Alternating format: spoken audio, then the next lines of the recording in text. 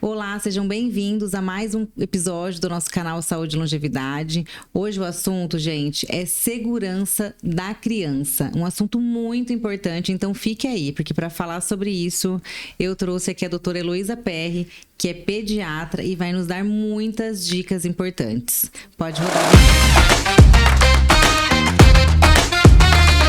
Elo, seja muito bem-vinda ao nosso podcast. Obrigada pelo seu tempo aqui com a gente. Eu que agradeço o convite mais uma vez. Eu adoro vir aqui. Ai, que bom. E Elo, nós vamos falar hoje, eu adoro falar com você, porque eu adoro falar sobre criança, né? Além da gente tirar dúvidas aqui e tudo mais, e trocar muitas informações, eu aproveito para tirar minhas dúvidas, né? Vamos lá. Estou super à disposição. Para já pegar as dicas para usar lá em casa.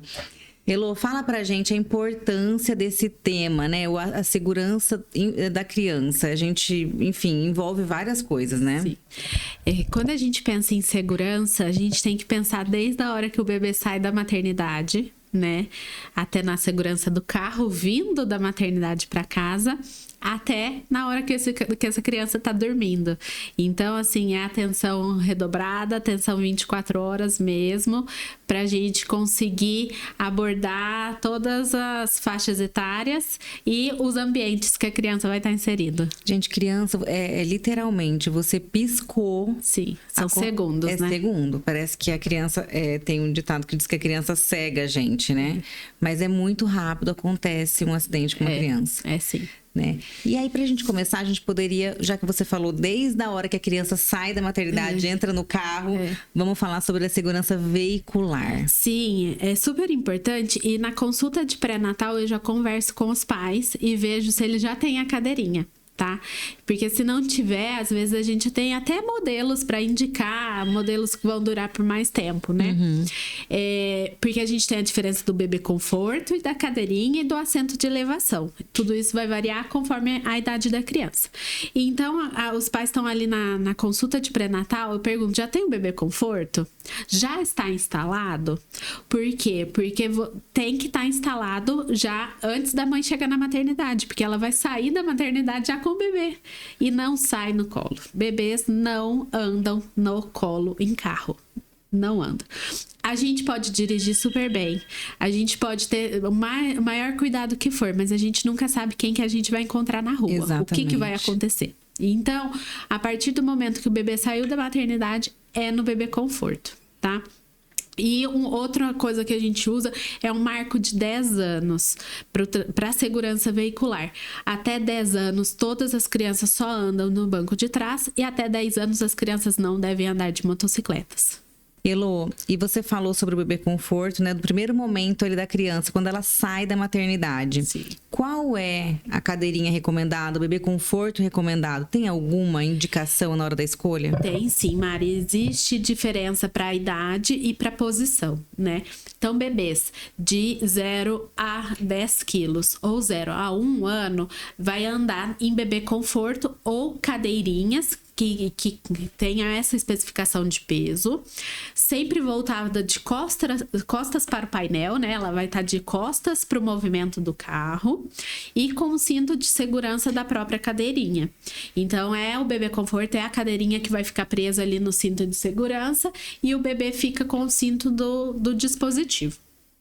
Quando o bebê atinge 10 quilos ou faz 1 ano, já pode trocar. Aí tem que ver se era um bebê conforto ou se era uma cadeirinha mesmo. Sempre pela especificação de peso, né? Então, atingiu o peso ou atingiu a idade, já pode ser virado para frente. Então, os pais já podem virar esse bebê para frente, a cadeirinha para frente. Vai ficar andando a favor do movimento, né? De frente para o painel. E ainda vai ser preso no cinto de segurança do dispositivo, da cadeirinha. A partir do momento que a criança faz 4 anos, ela vai para o assento de elevação. Então, de 4 a 10 anos, o assento de elevação. Existe assento de elevação que você só vai colocar no carro e a criança vai ficar presa com o cinto de 3 pontas do carro, e existe o assento de elevação com o Isofix, que é da segurança, né? Que ele prende ali direto no carro, então ele vai ficar preso e a criança vai ficar no cinto de 3 pontas do carro. Quando a criança atinge 10 anos ou atinge 1,46 m, já pode andar no banco da frente e sem o assento de elevação. E Elô, você falou sobre o cinto do dispositivo.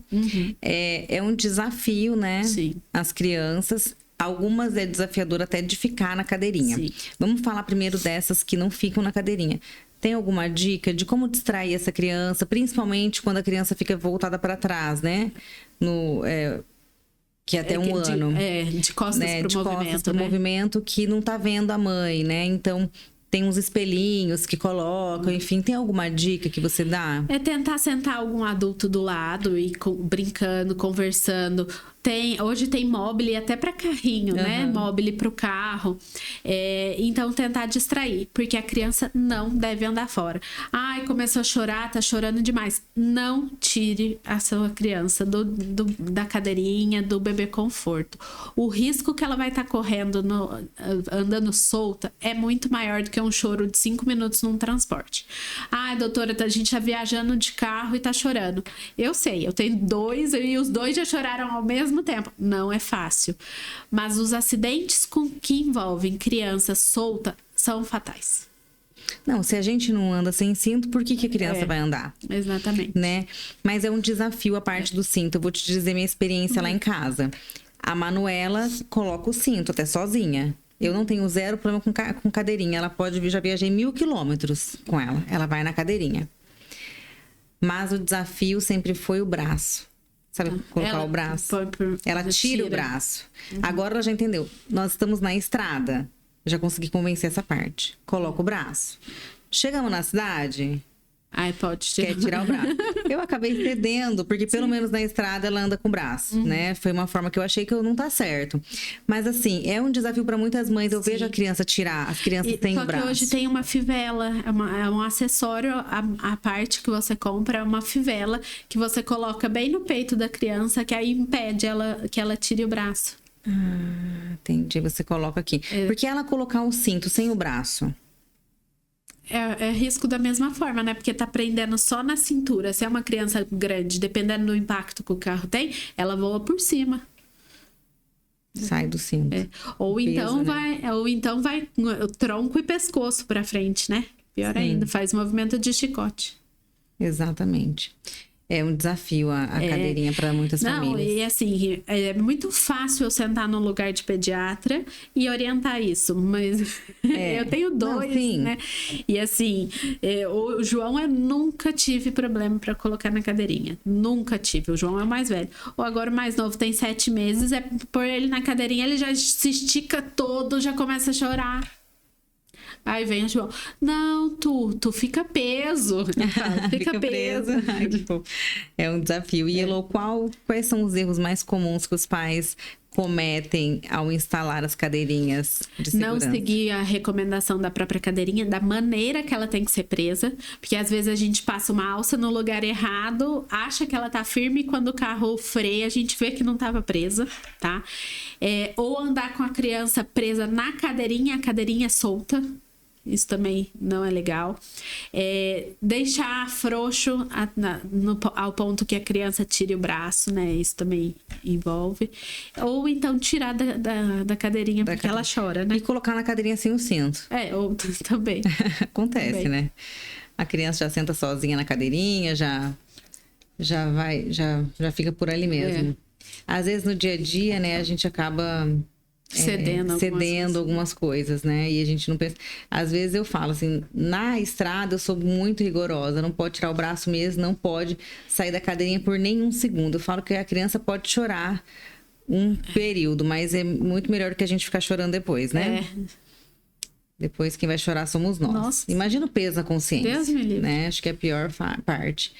E Elô, a importância não começou aí, né? Já a pessoa se conscientizar que desde o momento que ela sai da maternidade com esse bebê já deve estar na cadeirinha, né? No bebê conforto, enfim, no dispositivo adequado para a faixa etária dela. E em casa, tem tantos riscos a criança Tem. em casa, desde o momento que ela começa a ficar... A gente coloca no colchão para trocar a fralda. Exatamente. Né? A Em gente cima da pode cama. até dividir por cômodo. Por cômodo. E por fases, né? Então, Porque a gente acha que a criança que nem tá engatinhando não tem risco, mas tem. Tem risco. Então, se a gente for dividir por cômodo, por exemplo, a cozinha, né? Deixar sempre os cabos das panelas voltados para dentro do fogão, né? Porque se o cabo tá para fora, para a criança passar só a mãozinha para pegar o cabo ali, é muito fácil da panela voltar em cima. Se a gente tá cozinhando com poucas bocas, tentar utilizar sempre as bocas do fundo, tá? Para a criança também não colocar a mão ali. Tentar trava em armário, trava em gaveta de faca, né? Tudo isso entra em segurança da cozinha. E às vezes na cozinha a gente guarda também produtos inflamáveis, né? Às vezes tem um vidro de álcool que tem ali perto, que você higieniza alguma coisa. Então, tentar deixar tudo fora do alcance da criança, né? Exatamente. Quando a gente pensa na cozinha, são basicamente essas orientações. Aí, quando a gente pensa no banheiro, evitar que a criança vá sozinha até o banheiro. Evitar deixar a tampa do vaso aberta, porque a curiosidade, né? A criança pode tentar olhar lá dentro, tomba e vai afogar dentro do vaso, né? Mais uma vez, produtos de limpeza, porque às vezes a gente deixa produto de limpeza no banheiro. Remédio. Então, remédio ou tá trancado em armário ou tá muito alto. Para a criança não ter acesso mesmo. Hoje a gente ainda tem a legislação que pede que sejam todas aquelas tampas de proteção contra a criança. Você sabe qual que é? Sim, aquela que você tem que apertar. Exatamente. Assim, pra abrir, né? A tampa você gira, ela não abre. Você gira, ela não abre. Por exemplo, o Tilenol bebê, né? Paracetamol. Até a gente não consegue abrir na hora do desespero. Porque você tem que abaixar e girar, né? Quando você só gira, ela não abre. Então, no banheiro são essas... outra coisa do banheiro, a gente vai encher a banheira do bebê. Simplesmente liga o chuveiro e vai lá pegar a criança, tirar a roupa para depois vir. Testar, né, a temperatura da água. Porque às vezes ficou alguma coisa, se for chuveiro elétrico, ficou uma chave lá mais quente. Ou se for luz solar, pelo menos aqui em Mococa, você abre só a quente, você queima mesmo, né? Exatamente. Então, testar a temperatura da água. Evitar banheiras muito cheias, né? Então, se a criança já senta, não deixar a criança sozinha sentada na banheira. E são sair, vários, né? Porque é um são segundo, vários né? detalhes, vários detalhes. No quarto, você falou do trocador, né? Trocar a fralda. Dependendo... A consulta dos 3 meses, antes de 3 meses, é uma coisa que eu converso bastante. Porque até 3 meses, geralmente, a criança não vira de lado. Porque ela tem um reflexo, chama reflexo de Magnus Klein, né? Mas assim, não vem ao caso, mas ela tem esse reflexo para proteger essa lateralização da criança. Então, sempre que ela te olha, ela vai estender este braço e vai impedir que ela vire de lado. Com 3 meses é o marco dela perder esse reflexo. Então, ela consegue virar de lado. Com 3 meses é o marco de falar assim, mas eu só virei para pegar a fralda e ela caiu. Cai da cama. Cai da cama, cai do trocador. Então, assim, 3 meses é um marco importante. É uma consulta que a gente conversa bastante sobre esses acidentes. Que é realmente assim, virei para pegar a fralda, é 1 segundo. A gente às vezes troca a criança em cima da cama, né? Nossa cama é alta, troca a criança naquele balcão que tem o trocador, né? Sim. É um perigo. Troca a criança num trocador de shopping. Sim. É 1 segundo que você bobeia. Quando vai trocar, então, qual é o ideal? Já levar tudo junto? Leva tudo junto e você tenta apoiar o seu próprio corpo no bebê ali, no trocador. Porque aí você vai ser um empecilho para ela. Para ela virar, né? Tão rápido. No quarto, outra coisa, quando a criança já passa para a cama, né? Hoje a gente tem essas camas montessorianas que são ótimas, que ficam no chão, então o risco de cair praticamente inexistente. Mas essas camas mais altas, colocar grade de proteção. Uma outra coisa, essa eu dou até risada, porque quando eu fui fazer o enxoval dos meninos, eu ia nas lojas, quando eu fui comprar berço, todo mundo queria me vender aqueles protetores de berço, ou aquelas tranças de berço, que é bonito, né? Quando você faz um jogo de cama bonito, travesseirinho bonito, o berço vai ficar lindo. Mas o meu berço não é estético. Lá na minha casa não é nada funcional. Estético. Protetor de berço não pode, tá? Porque o risco da criança colocar o rosto, não conseguir tirar e afogar é grande. Então, hoje, todos os berços vendidos com selo em metro, eles têm uma distância de grade. Isso a gente nem vê na hora de comprar, né?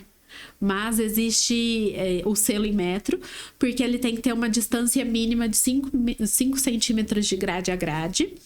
E o ideal hoje é que coloque telas. Já tem até modelos de berço que são de telas. Tem modelos bonitos até, né, que são de telas. Ou então a rede de proteção. Mas não usar protetor, aquelas tranças ou aqueles redondos que vão dentro. E aquele ninho que a gente põe dentro do... Ninho também não é recomendado pela Sociedade Brasileira de Pediatria, tá? Porque a criança pode lateralizar o pescoço e afogar ali, ou ela começa a virar e afogar ali. Mas dá um acalento, né? A criança fica super bem ali, né? Eu sei. Então, assim, se for soneca, que a criança vai estar dentro do ninho, ou no sofá, ou com algum adulto do lado, soneca durante o dia, ou dentro do carrinho, tudo bem. Só dormir à noite que não. Manu dormiu no ninho até os 6 meses, na minha cama, no meio do Edmundo. Outro problema, Mari, do ninho, é que com 3 meses ela já vira de lado. Tem bebê que com 4 meses já vira de barriga para baixo. Então, você impedir esse movimento do bebê. Essa movimentação dela. Né? Exatamente.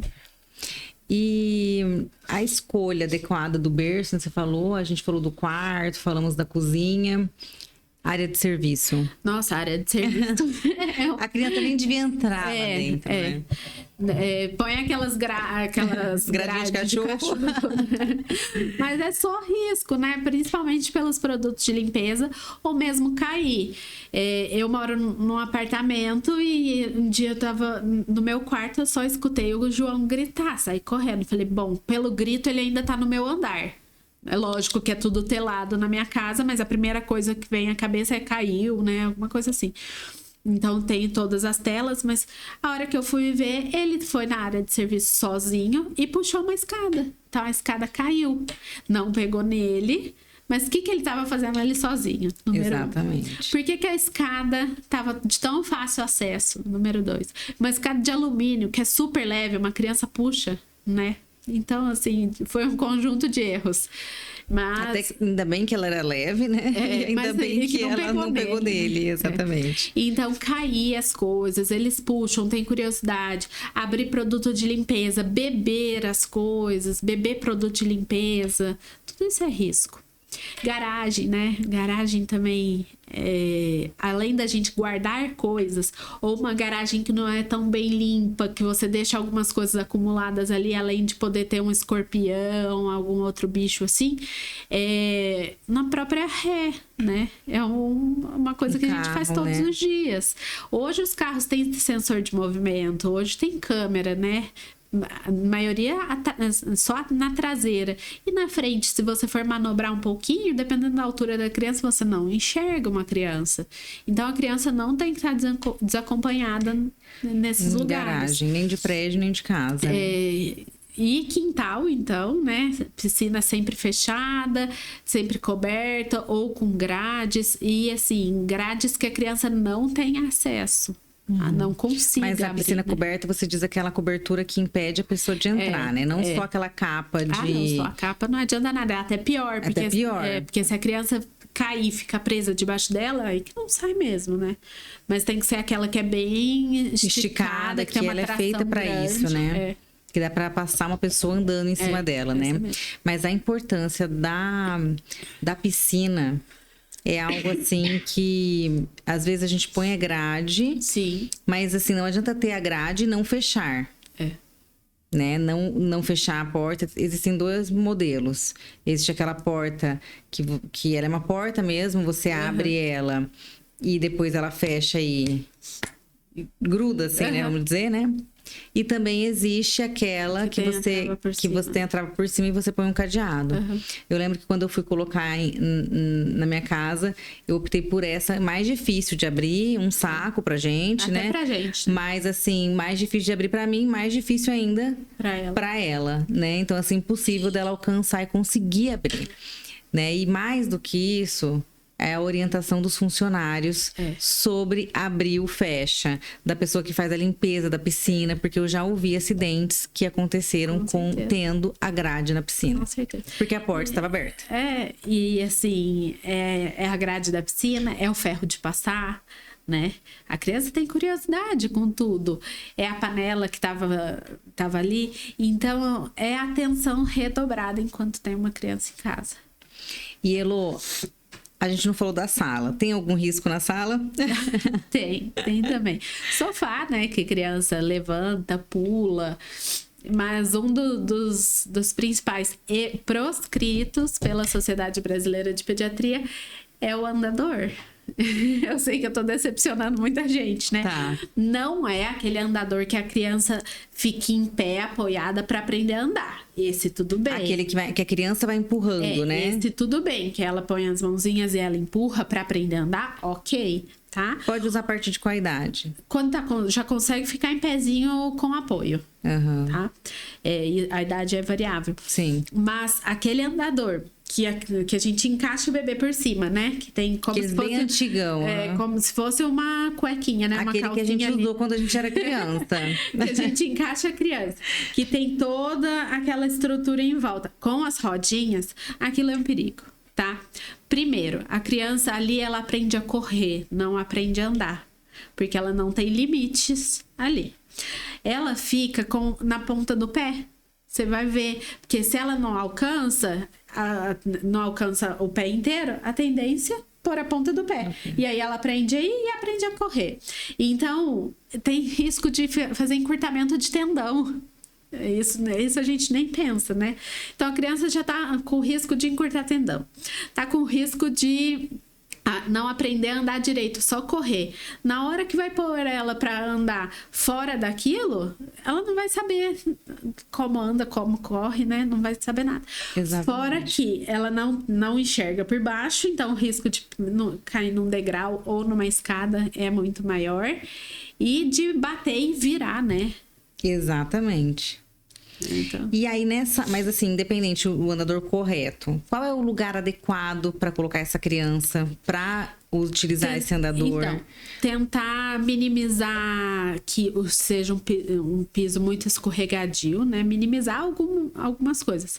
Porque pisos muito escorregadios, o brinquedo pode ir muito rápido para frente e a criança cair também. Então, tentar em cima de um tapete, a criança sempre calçada também, para dar uma segurada, porque senão eles correm.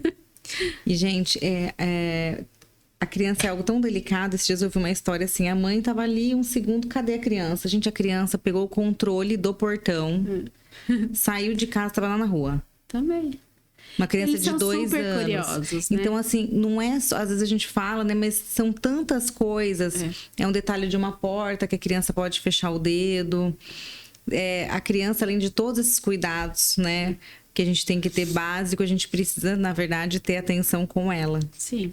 Também, dúvida. né? Não tem jeito. Ainda mais hoje que a gente tá resolvendo várias coisas ao mesmo tempo. E no que celular. A gente tá sempre com o celular na mão. E eu falo assim, por mim também. Porque eu tenho que prestar atenção, eu tenho que me puxar de volta. Para largar um pouco o telefone, largar um pouco até meu trabalho, né? Porque às vezes mães mandam mensagem, para eu dar mais atenção ali.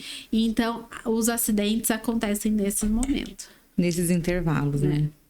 Elô, tem alguma dica que você daria para as mães e para os pais para que estejam garantindo que seus filhos estão seguros na medida do possível, né? Tentar, assim, enxergar na altura da criança, né? Então, quais são os riscos que ela tem ao alcance ali? É difícil a gente pensar como uma criança, né? Mas tentar enxergar o que ela tem de risco ali naquele ambiente. E aí, Elô, tem um assunto que eu queria que a gente vai passar o vídeo, que é também, né, sobre a segurança da criança, mas mais do que isso, como a gente garante isso, que é no engasgo. Ah, tá. Então, nesse momento de engasgo, muitos pais não sabem como proceder. A gente vai passar o vídeo e eu gostaria que você falasse um pouquinho também pra gente sobre isso. Tá. Então, imagine você que eu esteja aqui alimentando uma criancinha que está aqui no meu colo e, de repente, essa criancinha tenta tossir e não consegue colocar o objeto para fora e eu vejo que esse pulmãozinho não está mais expandindo e ela começa a ficar realmente muito agoniada. Então, ela está consciente com a obstrução total das vias aéreas. O que fazer? Apoiar imediatamente na mandíbula desta forma e colocar essa criancinha no seu braço, sempre inclinando a cabeça para baixo, utilizando a gravidade como marcador. Eu posso fazer isso sentado, posso fazer isso ajoelhado, posso fazer isso agachado. O que importa é essa criança estar apoiada no seu antebraço, com a sua mão segurando na mandíbula, de preferência abrindo a via aérea, e assim, na região interescapular, fazer 5 tapotagens, 5 golpes fortes dessa forma. 1, 2, 3, 4, 5. Eu estou fazendo aqui compressões em cima do pulmão e esse pulmão vai estar criando uma tosse artificial para expelir esse objeto. Depois que eu faço as 5 tapotagens, eu apoio minha mão aqui na parte occipital, viro a criança em cima do braço e faço 5 compressões torácicas assim, sempre inclinado para baixo. 1, 2, 3, 4, 5. Novamente eu vou virar para o meu braço e continuo. 1, 2, 3, 4, 5. E assim eu continuo 5, 5. 1, 2, 3, 4, 5. Virei novamente. 1, 2, 3, 4, 5. Não ter pena, gente, de fazer compressões efetivas, tapotagens efetivas. Você não vai machucar a criança, você vai salvar a vida dessa criança. Então é isso. Enquanto ele estiver consciente, você vai sentir que existe uma tensão nos braços, uma tensão nas pernas, esse lactente vai estar agonizando, você vai fazer essa manobra. Se por algum motivo ele perder os sentidos, o bracinho fica mole, a perninha fica mole, neste momento seria a hora de começar os protocolos de desobstrução das vias aéreas em lactentes inconscientes. Então, recapitulando, está aqui. 1, 2, 3, 4, 5, vira. 1, 2, 3, 4, 5. Até ele desengasgar ou ficar inconsciente. Então é isso aí. Lembre-se que isso vai salvar a vida de muitas pessoas. Existe diferença, tá, Mari, em relação à idade da criança. Então, se for um bebê de até 1 aninho, a gente precisa dar batidas mesmo nas costas do bebê. Então, ele tá engasgado, você vai pegar, coloca sobre uma superfície. Se for muito pequenininho, coloca sobre o seu braço. Se for maior, sobre a perna. Tenta segurar a boca pelo queixo, né? Mantenha aberta, porque o que tá engasgando tem que sair. Né? Então, tentar manter a boca aberta. Nunca colocar muito dedo ali pra manter a boca aberta, porque a criança pode até morder seu dedo. E dar batidas, Mari. São batidas, tá? São 5 batidas. Bem no meio das costas. Bem no meio das costas. E vira a criança de frente, apoia numa superfície rígida. 5 compressões torácicas com 2 dedos, tá? E aí a criança ficou maior, a gente faz a manobra que a gente chama de manobra de Heimlich, que vai ficar nas costas das crianças. Se ela for pequena, a gente ajoelha atrás dela e faz um movimento de J. Então a gente, ou cabo de guarda-chuva, né? Pega por baixo e sobe bem na boca do estômago, né? E se a criança for maior, a gente fica em pé e faz a mesma coisa. Entendi. Manobra de desengasgo tem que saber. E não é só pai ou só mãe. É pai, mãe, é vovó, cuidador, babá, tutor. Quem ficar com uma criança tem que saber, porque pode acontecer, pode, né, Lu? Pode. Tem algum alimento que é mais assim? Pipoca, amendoim, né? Esses assim, a criança nem deveria chegar perto. Até qual idade? Eu falo acima de 5 anos. Eu falo que ela vem aqui, gente. Não, mas isso assim. Eu saio daqui querendo. Essa orientação de pipoca, de amendoim, eu pessoalmente falo 5 anos, porque eu já vi criança com 4 engasgar. Está proibido lá em casa a partir de hoje. Que a minha filha come amendoim, hein? Gosta. Gosta. Se tiver, é raro ter. Mas quando tem, vai receber alguém em casa, tem um amendoim. Nossa, come. Ama amendoim. E eu deixo. Mas a gente... É isso que tá, a gente acaba não pensando nos riscos que o alimento traz para a criança. Às vezes não é a época adequada dela estar se alimentando daquilo. Até a gente engasga às vezes, né, com alguma coisa. Então, a gente passou o vídeo, né, Lô? Lá é legal porque ele mostra com o boneco como que a pessoa pode fazer essa manobra de desengasgo, né, de forma mais eficiente. Graças a Deus que eu nunca passei por isso, mas eu tenho que dizer que acho que numa hora de um desespero, a gente ter a informação de como fazer é a melhor coisa, né? Manter a calma. Tentar, né? Tentar. Não é fácil. Não é fácil. Já passei. Eu já precisei fazer manobra de desengasgo no João, que é o mais velho. Assim, não sei como também eu consegui ficar calma, mas pensando desesperador. Agora, pensando agora. E você conseguiu fazer? Fiz. Porque na hora que a gente vê a criança engasgada, fica imaginando o desespero que bate na gente, né? Mas vamos supor, a mãe não conseguiu fazer, ela não vai dar conta, ela tá muito nervosa. Alguém tem que estar ligando pro SAMU. Alguém tá tentando e alguém tá ligando pro SAMU. Na mesma hora, né? Mesmo que seja, mesmo que a mãe saiba fazer. O ideal é que ela ligue, né? Elô, muito obrigada. Eu que agradeço. Obrigada por trazer tanta informação para que as nossas crianças estejam mais seguras. Obrigada. Ajudar as mães, né? Porque às vezes tem coisas que nem passa pela nossa cabeça que pode acontecer, né? Principalmente as mães de primeira viagem. Sim. Né? Muito obrigada e até a próxima. Até, eu que agradeço. Gente, compartilhe o nosso vídeo com as mãezinhas amigas de vocês, com os pais, com os avós, tá? Com a babá que cuida do seu filho. O QR Code do Instagram da doutora Heloísa está aqui em cima. Lá tem muitas dicas legais, além do contato do consultório dela, onde você pode ter essas dicas na sua consulta. Fique ligado nos próximos vídeos e até a próxima.